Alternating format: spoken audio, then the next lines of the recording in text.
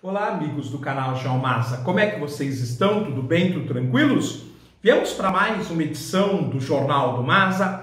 Para tanto, nós vamos fazer uma reportagem do Estado de São Paulo, a página A2, no seu editorial. Na verdade, nós vamos complementar aquilo que veio publicado no Estadão de terça-feira, 24 de novembro de 2020, em sua edição 46.424, onde Rubens Barbosa nos traz uma comparação das visões de futuro entre China e Brasil.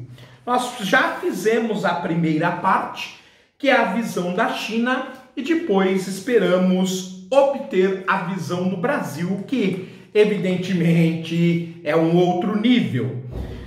A liderança chinesa passou a ver na política ambiental e de mudança do clima uma forma de ganhar prestígio global e obter benefícios econômicos. Este é um problema premente. Os Estados Unidos de Donald Trump foi contra. Claro que a China abraçou a causa e ganhou simpatia mundo afora. A proteção ambiental tem sido uma prioridade crescente para as autoridades chinesas nos fóruns internacionais. Em setembro, na Organização das Nações Unidas, Xi Jinping anunciou que a China fixou a meta de o pico das emissões de gás carbônico ser alcançado em 2030 e a de emissão zero obtida 30 anos depois, em 2060. Nós que fizemos, inclusive, essa reportagem e que a denominamos de China Verde. Embora ambiciosos, esses objetivos indicam a participação cada vez mais intensa da China nas discussões sobre políticas ambientais, com potenciais reflexos sobre outros países. Essa preocupação geopolítica mundial mostra que a China tornou-se a superpotência que hoje rivaliza com os Estados Unidos, como nunca antes na história houve da forma que a China está fazendo. Enquanto a China faz seu sólido planejamento com visão de futuro, o Brasil mantém uma atitude preocupante em termos de planejamento, de médio e longo prazos. O Fundo Monetário Internacional projeta uma queda de perto de 5% em 2020 e um crescimento de mais de 4% em 2021. Apesar de estimativas de analistas econômicos de que as questões fiscais, a ausência de reformas, a queda no crescimento do comércio exterior e nos investimentos externos não prenunciam uma saída em V, como repetido pelo ministro da Economia. Para ele, o Brasil então decresceria por conta da pandemia, depois rumaria para o infinito. O senhor deve ser mágico, seu Paulo Guedes. Não há previsão e não existe hipótese de crescimento do Brasil desta forma. O senhor está redondamente enganado. Sabe por quê? Porque o senhor não conhece o Brasil. O senhor não é do ramo, meu caro. É necessário estudar, conhecer. O senhor é mais um exemplo do funcionalismo público prevaricador. A sonegação de impostos tira do país US$ 1 trilhão. A prevaricação, mais 750 bilhões de dólares. O senhor contribui profundamente para as duas coisas. Por outro lado, o baixo crescimento da economia nos últimos anos, agravado pela pandemia, fez o Brasil deixar de ser uma das 10 maiores economias globais, segundo a Fundação Getúlio Vargas, em programa que nós fizemos aqui, quando o Brasil passa de 9ª economia do planeta em 2019 para a 12ª em 2020. Em termos de PIB, em dólares, neste caso, Canadá, Coreia do Sul e Rússia devem ultrapassar o Brasil, que cairá para a 12ª posição, como nós sabemos. A preocupação aumenta quando se verifica não haver um plano claro de saída da crise atual, nem prioridades para avanços econômicos, sociais e tecnológicos. Sequer o Brasil tem um plano. Aliás, eles desconhecem a ideia de plano. Para piorar, Joe Biden acaba de declarar que enquanto Jair Bolsonaro for presidente do Brasil, ele não atenderá a este senhor. E ao mesmo tempo, o filho do presidente andou fazendo declarações pecaminosas sobre a China, que já protestou. Este ano a China retirou do Brasil em investimentos externos diretos 65 bilhões de dólares, como castigo ao governo brasileiro.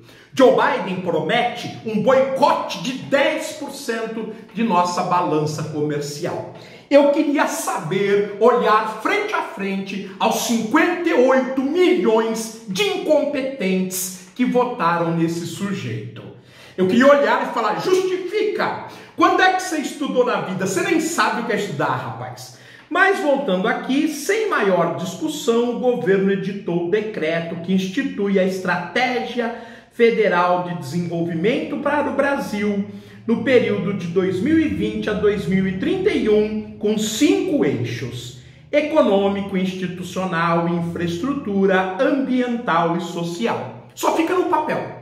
Na prática, eles sequer vêm discutir conosco e não há etapa passo a passo. Um bom projeto ele precisa ter 400 passos. Apresente para mim 5 desses passos. Apresente, governo brasileiro, para eu começar a tentar mudar a opinião que eu tenho sobre vocês. Eu que no primeiro programa do Jornal do Maza apresentei 8 soluções para que vocês mudassem. Mas vocês não têm capacidade, sequer vocês sabem o que é sistema aquífero da Grande Amazônia. Sequer. Trata-se de uma medida muito tímida que vai na direção correta. O Congresso e a sociedade civil deveriam ser chamados a participar da análise e discussão dessa estratégia. 2 aspectos chamam a atenção no documento do governo federal: a ausência de uma clara prioridade para a inovação e tecnologia e de metas claras no eixo ambiental no tocante à preservação da floresta amazônica e a mudança de clima. Ou seja, o que é importante ele não fará. E há um boicote silencioso e constante da academia, da Universidade Brasileira, que não se recusa a colaborar com o governo que bateu tanto nela. Exatamente o que fez os Estados Unidos entrar em estado de catarse graças à pandemia. Ou vocês acharam que não haveria uma resposta?